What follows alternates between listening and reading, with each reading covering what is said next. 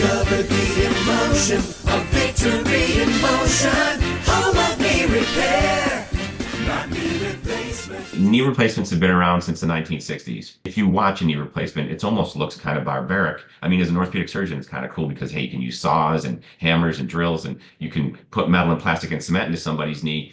And it's not really cutting the entire knee out. We don't chop the whole knee out. We just basically cut the surface and then either cement, or if the bone is good, press fit a metal cap on the end of the thigh bone, kind of like you put a cap on a tooth, and then a metal plate with a piece of plastic goes onto the shin bone, and then we also cut the surface off the kneecap, most people do, and cement either a metal and plastic or just a plastic surface to the kneecap. So it's more of a resurfacing. It's a pain relieving operation. It's not necessarily going to get you more range of motion or increase your strength. It's a very, very painful operation. We were able to get the incisions down to a lot smaller than what they had been in the past, but it's still a pretty decent, 4-5 inch incision. Some people, the incision could be even 10 or 11 or 12 inches. And that's a big incision. You have to fillet the knee open. And so it's very invasive and very painful. It takes 3 or 4 months to get back to full duty activities. In most people, yes, there are people who get up and we want them moving right away, but it does take about 3 or 4 months to get back to full duty type activities. And even then, it can take 6 months, a year, even 2 years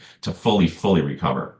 And then there's limitations. It's metal, plastic, and cement. So technically you shouldn't be running and jumping on it because you're going to wear it out a lot faster, crack it, or loosen it. And then you'll need another surgery or revision and go back in there a second time or a third time. And that's much more risky surgery that people don't do as well, and they don't last as long. Kneeling is kind of a no-no because you don't want to put pressure on that kneecap. So they do last 10, 15, 20, 25 years, sometimes longer, depending on what your weight is, what your activity level is, how old you are when you get it. But the younger you get it, the more you weigh, the more active you are, the faster it's going to wear out. So if you're 50 and you get one and you decide, I'm going to play tennis every day and I'm going to, be very, very active, it's probably going to wear out faster. So once you get metal, plastic, and cement, you're pretty much doomed to metal, plastic, and cement to the rest of your life. So that's kind of a negative. So we try everything we can possibly do to avoid a knee replacement in people, but frankly, there are people who you try everything on and it's almost too late and you have to eventually get a knee replacement. So there is a place for knee replacements.